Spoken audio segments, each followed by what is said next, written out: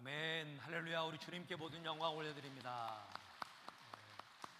은혜로운 찬양 감사합니다. 우리가 찬양 드린 다음에 박수를 치는데, 이 박수는 성가대에게 잘했다라고 치는 게 아니고 하나님께 같은 마음으로 찬양 드립니다. 이러한 심정으로 박수를 치는 겁니다. 우리 하나님 앞에 주님 감사합니다. 은혜에 감사합니다. 저도 성가대와 같은 심정으로 주님께 찬양 드립니다. 영광 받으소서. 이런 마음으로 박수를 치는 겁니다. 다음에 여러분 박수 칠 때는 더 이렇게 신앙에 감동된 마음으로 크게 주님께 영광 돌리는 시간 가지시길 바랍니다. 주변 사람들에게 서로 축복의 인사 나누겠습니다. 하나님은 당신을 사랑하십니다. 새벽을 깨웁시다. 우리 합동교단에서 총회장을 지내시고 기독신문 주필을 지내신 한명수 목사님의 이야기입니다. 이번은 수원에 창운대 교회를 설립하시고 오랜 세월 목회하시고 또 원로 목사로 세움 받으시며 천국으로 가신 아주 훌륭한 분이십니다. 이번에 간증입니다. 한참 사역을 하는데 그만 중년에 위암에 걸렸습니다. 위암 4기 진단 받았습니다. 병원에서 하는 말이 얼마 살지 못합니다 하더랍니다. 이대로 놔두면 6개월 정도 살다가 죽게 되고, 수술하더라도 수술의 성공 가능성이 희박하기 때문에 수술을 받을지 말지는 본인이 심사숙고해서 결정하십시오 하더랍니다. 순간 눈앞이 캄캄해지더랍니다. 하나님은 안 보이고 병에 걸려있는 자기 자신의 모습만 보였습니다. 이렇게 당황하다가 정신을 차리고 잘 생각을 해보니까 자신이 너무나 한심해 보였습니다. 내가 이렇게 형편이 없었나. 하나님 앞에 회개했습니다. 오직 기도로 매달리면서 하나님을 바라보았습니다. 그러자 담대한 용기가 생겨났고 결과는 하나님께 내어 맡기며 수술하자라고 결정을 하게 되었습니다. 감사하게도 수술이 잘 되었고 기적같이 치유되며 몸이 회복되어서 은퇴할 때까지 사역을 잘할 수가 있었습니다. 은퇴한 다음에도 건강하게 잘 지내셨습니다. 여러분 꼭 기억하시기 바랍니다. 내 앞에 있는 문제가 큰 것이 아닙니다. 내 신앙이 작은 것입니다. 하나님은 그 어떤 문제보다 더 크신 분이 아니겠습니까? 그렇다면 아무리 내가 부족하고 연약하다 할지라도 하나님을 전적으로 신뢰하며 믿음을 가지고 그 앞에 살아간다면 전혀 문제될 게 없는 것입니다. 어떤 문제도 작아진다고 하는 것입니다. 하나님이 그 문제에 개입하시며 해결자가 되어주시기 때문입니다. 신앙인이 선택하는 가장 현명한 방법이 바로 기도입니다. 기도는 사람을 변화시키는 능력이 있습니다. 기도는 사람을 바꾸고 환경도 바꿉니다. 여러분도 기도의 사람이 되시고 여러분의 자녀들도 기도의 사람으로 세워주시기를 바랍니다. 가족 모두가 다 기도의 사람이 되어서 전능하신 하나님의 능력 가운데 거하며 살아가시기를 주의 이름으로 축원합니다. 데살로니가서 5장 11절에 보시면 쉬지 말고 기도하라 말씀하고 있습니다. 이 말씀의 뜻을 모르는 사람에게는 이해하기 어려운 구절입니다. 아니 어떻게 사람이 쉬지 않고 기도만 해? 밥도 먹어야지, 잠도 자야지. 이해가 안 됩니다. 하지만 여기에는 이러한 뜻이 있습니다. 내 힘으로 할 수 없을 때도 기도하고 내 힘으로 할 수 있을 때도 기도하라 하는 것입니다. 먼저 내 힘으로 할 수 없을 때 기도해야 합니다. 내 능력을 해결할 수 없는 문제들을 가지고 있을 때 하나님 앞에 나가 기도하는 것입니다. 현대의학으로 고칠 수 없는 질병에 걸렸을 때 기도하고 복잡한 사고가 발생할 때 기도하는 것입니다. 무슨 일이 되었든지 내 힘으로 할 수 없을 때는 기도하는 것입니다. 그 다음은 내 힘으로 해결할 수 있을 때도 기도해야 합니다. 아니 내 힘으로 해결할 수 없을 때면 몰라도 내 힘으로 해결할 수 있으면 그저 해결하면 그만이지 왜 또 기도합니까? 그럴지 모르겠습니다. 실은 그렇지 않습니다. 내 힘으로 해결할 수 있을 때도 기도를 해야 되는 것은 우리가 분별에 실패할 수가 있기 때문입니다. 내가 나서서 할 수 있다고 해서 성급히 뛰어들면 이를 그르치는 수가 있습니다. 다른 사람의 마음에 상처를 줄 수가 있습니다. 그러기에 공동체의 덕을 세우고 하나님의 인도를 잘 받기 위해서는 내 힘으로 할 수 있을 때도 기도를 해야 하는 것입니다. 오늘 본문은 내 힘으로 할 수 없을 때 기도로 문제를 해결하는 사건이 기록되어 있습니다. 야곱의 기도와 응답에 관한 내용이 오늘 본문의 내용입니다. 1절에 보시면은 하나님이 야곱에게 이르시되 일어나 베델로 올라가라 하셨습니다. 오늘 본문의 이해를 돕기 위해서 먼저 야곱과 베델에 얽힌 이야기를 말씀드리고자 합니다. 야곱이라는 사람은 아주 꾀가 많은 사람입니다. 잔꾀가 많고 욕심도 많았습니다. 그는 형이 배고픈 때를 이용해서 형이 좋아하는 팥죽 한 그릇으로 장자권을 사들입니다. 나중에는 형과 아버지를 속여가면서 형에게 돌아갈 축복을 가로챕니다. 이 사실을 뒤늦게 알게 된 형의 분노감이 극에 달하게 됩니다. 그러자 생명의 위협을 느낀 야곱이 불이 나게 짐을 꾸려서 삼촌이 살고 있는 먼 나라로 도망을 가게 됩니다. 얼마나 처량한 신세입니까? 사람이 잔머리를 많이 쓰다 보면 이렇게 되는 수가 있습니다. 그는 싸가지 없는 음식을 아껴가면서 조금씩 먹고 광야 길을 걸어가면서 고단한 여행을 했습니다. 그러다가 해가 기울면 아무 데서나 잠을 청했습니다. 그러던 어느 날이었습니다. 그날도 해가 기울게 되자 배고픔을 달래가면서 돌멩이를 베개 삼아 잠을 자고 있었습니다. 꿈에 보니까 하늘에서 사다리가 내려옵니다. 그러더니 천사가 오르락 내리락 하는 것이었습니다. 그리고 하나님이 나타나셔서 야곱을 축복하셨습니다. 그러자 야곱에게 희망이 생겨났습니다. 이 꿈을 꾸고서 야곱이 잠에서 깨어나 곧바로 제단을 쌓고 하나님께 경배했습니다. 그리고 그곳의 이름을 베델이라 이름 지었습니다. 하나님의 집이란 뜻입니다. 베델은 야곱이 하나님을 만난 곳이었고 하나님의 축복을 체험한 곳이었습니다. 낙심에 처해있던 야곱에게 새로운 희망과 축복이 함께했던 장소였습니다. 이때 야곱이 하나님께 서원하며 이러한 기도를 드렸습니다. 야곱이 서원하여 이르되 내가 평안히 아버지의 집으로 돌아가게 하시오면 여호와께서 나의 하나님이 되실 것이요 내가 기둥으로 세운 이 돌이 하나님의 집이 될 것이요 하나님께서 내게 주신 모든 것에서 10분의 1을 내가 반드시 하나님께 드리겠나이다 하였더라. 야곱이 서원하여 드린 기도의 내용은 이런 것입니다. 하나님, 저는 지금 처량한 신세에 있습니다. 쫓김받은 신세에 있습니다. 하지만 여기서 벗어나서 내가 다시 아버지의 집으로 돌아가는 그날이 온다면 여호와 하나님을 나의 하나님으로 모시며 잘 섬기겠습니다. 그럼 이곳은 하나님의 집이 될 것입니다. 반드시 11조를 드리며 살겠습니다. 그리고 많은 세월이 흘렀습니다. 세월이 흐르면서 야곱은 자녀의 축복과 물질의 축복을 넘치도록 받게 됩니다. 넘치도록. 그러나 베델에서 드렸던 이 소원은 까마득히 잊어버리고 살아갔습니다. 하나님도 잊어버리고 하나님께 대한 서원도 잊어버린 채로 세상의 즐거움에 취하여 살아갔습니다. 그러던 어느 날이었습니다. 그동안 살고 있던 곳을 떠나 가나안으로 이민 가서 정착을 하던 중이었습니다. 그때 갑자기 예상치 못한 일이 그에게 발생하게 됩니다. 그의 사랑하는 딸 디나가 이방 족속인 히위족의 추장에게 강간당하는 일이 벌어진 것입니다. 그러자 이에 분을 이기지 못한 야곱의 아들들이 히위족의 남자들을 대거 살육하는 일이 발생하게 됩니다. 전쟁이 거의 없던 그 시대에는 참으로 참혹한 일이었습니다. 그러자 이로 인해서 야곱과 그의 가족이 인근 지역의 모든 족속들에게 공공의 적이 되어버렸습니다. 하지만 야곱에게는 그들을 상대할 만한 힘이 없었습니다. 야곱과 그의 가족들이 몰살당할 대위기에 처하게 된 것입니다. 야곱은 한마디로요, 외부에서 굴러 들어온 돌입니다. 굴러 들어온 돌이 박힌 돌을 빼려고 하는데 상대가 안 되거든요. 그러자 너무나 불안하고 두려웠습니다. 게다가 자식들이 말을 안 들어요. 아버지 말을 안 들어요. 아버지가 한마디 하면 대들기나 합니다. 그러자 생각이 아무리 빠른 야곱이지만 아무리 생각을 해도 살 길이 보이지가 않았습니다. 살 길이, 앞길이 막막했고 그저 앞으로 살아갈 모든 게 걱정뿐이었습니다.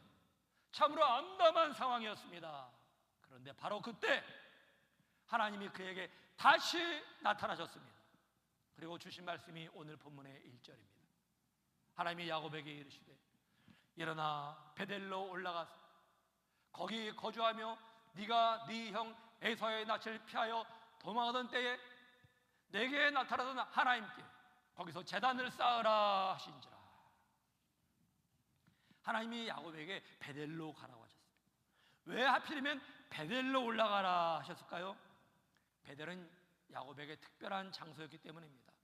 이 말씀은 나에게 제단을 쌓았던 그곳은 그곳을 기억하고 거기로 다시 가라 하는 겁니다. 나와의 언약을 세웠던 바로 그곳으로 다시 가라 하는 것입니다.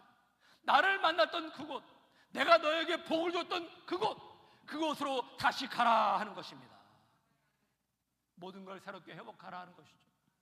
하나님과의 관계를 회복하고 하나님과의 축복을 회복하고 너의 삶을 회복하여라 하는 메시지가 바로 여기에 담겨 있는 것입니다.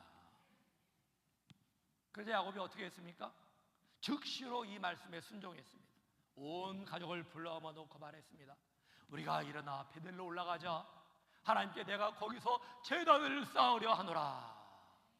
여기에 야곱의 특별함이 있습니다. 인간적으로 볼 때 야곱은 약삭 빠른 사람입니다. 잔머리가 잘 돌아가는 사람이었고 기회주의자였습니다. 그러나 이게 전부가 아니라고 하는 겁니다. 이게 전부였다면 그는 그저 평범하게 살다가 갔을 것입니다. 하지만 야곱은 그렇지 않았습니다. 하나님 말씀을 들었을 때에 즉시 순종했습니다. 그가 비록 베델에서 하나님께 소원했던 모든 걸 다 잊어버리고 세상에 묻혀 살아가긴 했습니다. 생활이 꼬이고 일이 잘 풀리지 않고 가족이 몰살당하는 위기에 처하기는 했습니다. 하지만 그는 하나님께 순종하는 사람이었다 하는 겁니다. 하나님께서 베델로 올라가라 말씀했을 때 가족들에게 우리가 다 함께 베델로 올라가자, 거기서 하나님 앞에 제단 쌓기 원한다 하는 결단을 했습니다. 그러자 이 베델에서 그의 가족이 새롭게 되며 자기 힘으로 어찌할 수 없는 모든 문제를 해결받게 된 것입니다. 사랑하는 성도 여러분, 하나님께서 우리에게도 말씀하십니다. 베델로 올라가라. 베델로 올라가라.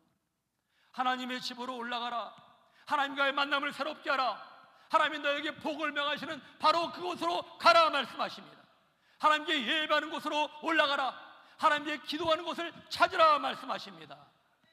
특세의 자리로 나아가라. 내가 그 자리에서 너와 너의 가족을 기다리고 있다. 나를 만나라. 내가 너의 문제를 해결해 주겠다 말씀하십니다. 우리에게 들려주신 이 말씀을 듣고 야곱처럼 순종하시기를 바랍니다. 여러분 한 사람 한 사람과 여러분의 가족이 특세 자리로 나오시며 하나님을 만나고 하나님이 주시는 문제 해결을 받으며 살아가시기를 축원합니다. 이번에 18자 새면 특별 새벽 기도회는 영적으로 볼 때 우리의 베델이라고 말할 수 있습니다. 하나님과의 만남의 장소입니다. 하나님께 경배하는 장입니다. 하나님이 우리를 새롭게 하시며 우리에게 복을 부어주시는 자리입니다.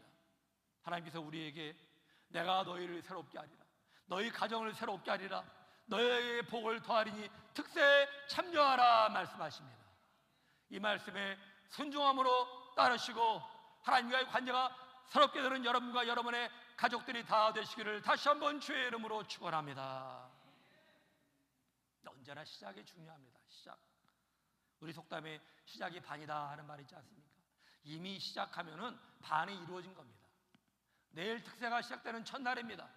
첫날에 여러분들이 주의 전으로 향할 때에 이미 시작이 반이며 하나님의 역사가 시작되는 줄로 믿으시기 바랍니다. 이와 비슷한 속담이 영어권에도 있습니다. 시작을 잘하면 절반은 이미 이룬 것이다. 시인 괴테는 이런 말을 했습니다. 첫 단추를 잘못 끼우면 마지막 단추는 끼울 구멍이 없어진다. 그렇지 않습니까? 첫 단추를 잘 끼워야 끝까지 잘 끼우는 거죠. 첫 단추를 잘못 끼웠어요. 그럼 계속 끼우다 보면 마지막은 단추를 끼울 게 없어진다고 하는 겁니다. 시작을 잘해야 된다라고 하는 거죠. 그렇다면 시작을 잘하기 위해서는 어떻게 해야 될까요? 너무나도 간단하고 분명한 답이 있습니다. 우리 하나님과 함께 시작하는 것입니다. 그러면 하나님이 우리 인생을 지도하십니다. 안내하십니다. 지름길로 이끌어 주시는 것입니다. 누구든지 하나님과 함께 할 때 첫 단추를 가장 잘 끼울 수가 있는 것입니다.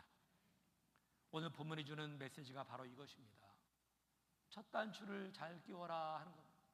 정확히 말한다면 첫 단추를 다시 잘 끼워라 하는 겁니다. 다시 잘 끼워라. 너는 지금 첫 단추를 잘못 끼워서 네 인생이 꼬이고 있는 것이다. 하나님을 찾아라. 그 잘못 끼웠던 단추를 다시 끼우라 하는 것입니다. 이 메시지는 낙심과 두려움 가운데 있는 성도들에게 주시는 말씀입니다. 하나님을 멀리하며 살아가는 성도에게 주시는 말씀입니다. 근데 안타깝게도 많은 분들이 하나님을 믿는다고 하면서 하나님을 배제시킨 채 살아갑니다. 하나님을 잘 믿는다고 하면서 하나님 없이 살아갑니다. 때로는 지나친 자신감 때문에 하나님을 찾지 않습니다. 내 힘으로 얼마든지 할 수 있다는 생각에 하나님을 찾지 않는 것입니다. 하나님 없이 혼자 내 마음대로 시작합니다. 그러다 방향을 잘못 잡게 되고 첫 단추를 잘못 끼웁니다. 그러다가 내 힘으로 해결할 수 없는 난관에 빠져들게 됩니다. 그럴 때 하나님께서 말씀하십니다. 나에게로 오라. 다시 시작하라. 내가 너를 새롭게 하리라. 허드슨 테일러는 중국 선교의 아버지라 불리는 사람입니다. 사람들이 그에게 물었습니다. 선교사님으로서 중국에서 그 미개한 나라에서 얼마나 힘들게 사역하셨습니까? 어째서 선교사님은 그토록 얼굴이 밝으시고 행복해 보이십니까? 테일러가 이렇게 대답을 했습니다. 제 헌신과 행복의 비결은 하루를 어떻게 시작하느냐에 달려 있습니다. 연주자는 음악회가 시작이 되기 전에 악기를 조율합니다. 음악회가 끝난 뒤에 조율한다면 어리석은 사람이겠죠. 이처럼 저는 아침에 일찍 일어나면 기도로 하나님의 뜻에 맞추는 일부터 합니다. 여기에 제 행복의 비결이 있습니다. 그렇습니다, 여러분. 행복의 비결은 하나님의 뜻에 내 뜻을 맞추는 데 있습니다. 내 뜻에 하나님의 뜻을 맞추는 게 아니라 하나님의 뜻에 내 뜻을 맞출 때 바로 그 자리에 행복이 있고 축복이 있는 것입니다. 여러분, 특세가 왜 중요한지 아십니까? 특세는 하나님과 조율하는 시간이에요. 하나님과의 관계를 조율하는 시간입니다. 내 삶을 하나님의 뜻에 맞추는 시간입니다. 그렇기 때문에 소중하다라고 하는 겁니다. 하루의 첫 시간에 첫 단추를 끼우는 시간입니다. 그래서 우리를 새롭게 하시며 복을 부으시는 약속의 시간인 것입니다. 특세로 우리를 부르신 분이 바로 하나님이세요.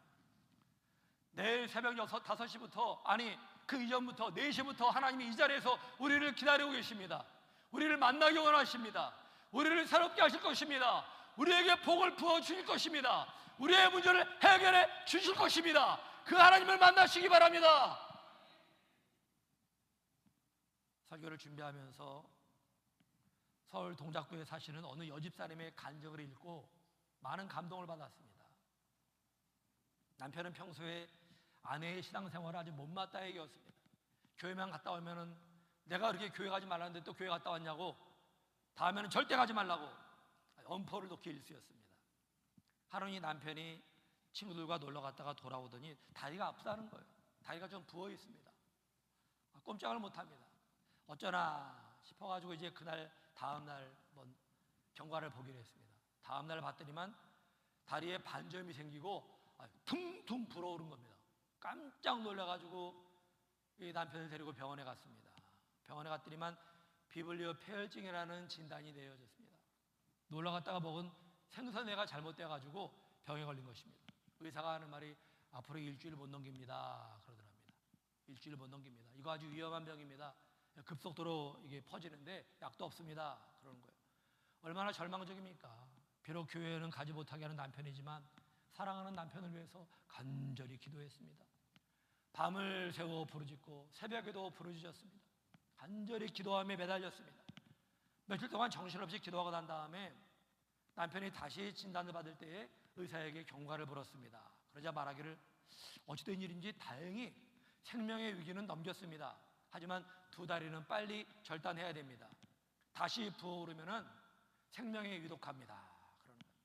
그 말을 듣자 한편으로 감사했지만 2다리가 잘린 남편은 상상할 수가 없었습니다. 집사님이 의사 선생님에게 시간 좀 달라고, 며칠만 시간 달라고, 그리고 목장 식구들에게 기도 부탁을 했습니다. 그러자 목장 식구들이 작정을 하면서 모두가 다 새벽에 교회에 나와서 하나님 앞에 기도했습니다. 어떤 분은 금식 기도를 해가면서 하나님 앞에 부르짖었습니다. 그래서 며칠 후에 의사가 이런 말을 하더랍니다. 어찌된 일인지 모르겠는데 다리를 안 잘라도 되겠습니다. 이상하게 피가 통하기 시작합니다. 할렐루야. 여러분, 이런 일이 어떻게 가능했을까요? 이건 의사의 말처럼 어찌된 일도 아니고 이상한 일도 아닙니다. 하나님이 새벽마다 간구하는 집사님의 기도와 목장 식구들의 기도를 듣고 응답해 주신 것입니다. 근데 또 문제가 생겼어요. 병원에 입원한 날수가 많았는데 치료비를 감당할 수가 없었습니다. 보험 하나 제대로 들어놓은 게 없었기 때문에 도저히 치료비가 나올 만한 구멍이 보이지 않는 거예요. 또 하나님 앞에 부르짖었습니다. 하나님, 제 형편을 하나님이 아시죠. 마른 하늘에 비를 내리시는 하나님, 치료비가 없으니 어떻게 하나요? 해결해 주시옵소서. 기도하고 이제 집으로 오는데 그만 자동차 사고가 났습니다. 큰 부상을 당한 건 아닌데 사고를 낸 자동차의 보험회사에서 보험료를 지급해 주었습니다. 근데 이 보험료가 남편의 치료비와 딱 맞아 떨어졌습니다. 그래서 치료비를 다 지불하고 남편은 지금까지 신앙생활을 잘 하고 있다고 합니다. 할렐루야. 여러분, 인간의 힘으로 감당할 수 없는 문제들, 그리고 기적적인 치료와 문제 해결 사이에 무엇이 있었습니까? 기도가 있었습니다. 기도가, 새벽을 깨우는 기도가 있었습니다. 하나님을 찾고 하나님을 만나는 역사가 있었습니다. 이 역사가 이룬 기적인 것입니다. 하나님의 역사는 예나 오늘이나 영원토록 동일하십니다. 누구에게나 동일하십니다. 하나님은 우리를 기다리십니다. 우리를 만나기 원하시고 우리의 문제를 해결하기를 원하십니다. 여러분도 특세에 참여하면서 새벽을 깨우고 기도한다면 이 하나님을 만나게 될 것입니다. 우리의 가정이 새로워질 것입니다. 문제 해결을 받을 것입니다. 이러한 역사가 함께 하시기를 축원합니다. 마태복음 8장에 보면은 예수님께서 바다의 풍랑을 잠잠하게 하시는 사건이 기록되어 있습니다. 하루는 예수님이 갈릴리 바다로 제자들과 함께 가시게 됩니다. 너무나 피곤해가지고 백고문에 누워서 주무시고 계셨습니다. 갑자기 바람이 불기 시작하는데 이 태풍이 미친 듯이 붑니다. 광풍이라고 성경은 말하고 있어요. 파도가 높이 일면서 배가 침몰하게 되었습니다. 생명의 위협을 느낀 제자들이 예수님을 흔들어 깨우며 간구했습니다. 주님, 살려주십시오. 우리가 죽게 되었나이다.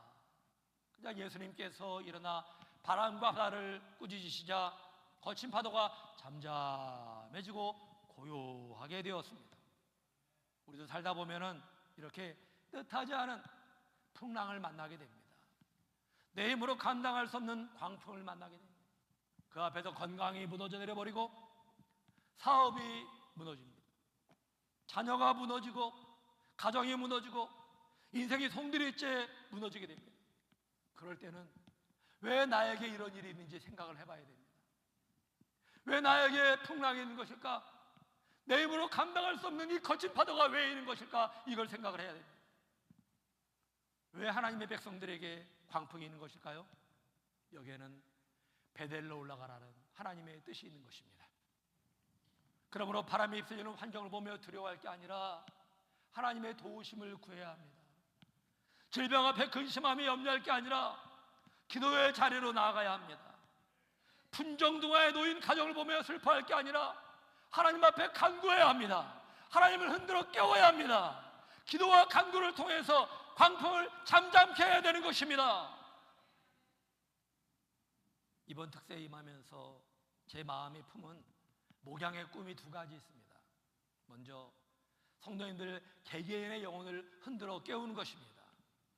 이번 특세를 통하여 여러분의 잠자는 영혼들을 흔들어 깨우시기를 바랍니다. 믿음이 깨어나고 비전이 새로워지며 소망 가운데 온전히 세움받는 귀한 역사가 함께 하시기를 축원합니다. 다음은 교회의 부흥의 불꽃이 다시 피어나는 것입니다. 제가 꿈꾸는 부흥은 죽어있는 영혼들에게 생명이 임하는 부흥입니다. 전 우리 상리교회 등록교인들이 한 명도 빠짐없이 모두가 다 거듭나서 하나님의 자녀가 되시기를 간절히 소원합니다. 그리고 제가 꿈꾸는 부흥은 질병이 치유되는 부흥입니다. 믿는 자들에게는 이러한 표적이 따르니 병든 사람에게 손을 얹은 즉 나으리라 하였습니다. 이러한 치유 역사가 영과 육을 치료하는 하나님의 역사가 이번 특세에 나타나기를 축원합니다. 사랑하는 성도 여러분, 이번 18차 세대면 특세에는 먼저 내 영혼을 흔들어 깨우며 하나님을 찾으시기 바랍니다. 사랑하는 가족을 정말 사랑한다면 가족을 흔들어 깨우며 하나님의 전에 나오시기를 바랍니다. 그리하여 야곱이 만난 하나님이 여러분의 하나님이 되시고, 야곱이 체험한 하나님이 여러분의 하나님이 되시고, 어떠한 문제든지 다 가지고 나오는 가운데 나의 고민과 아픔과 답답한 문제들이 해결받는 특사가 될 수 있기를 주님의 이름으로 축원합니다. 우리 다 함께 일어서서 찬양 드리겠습니다.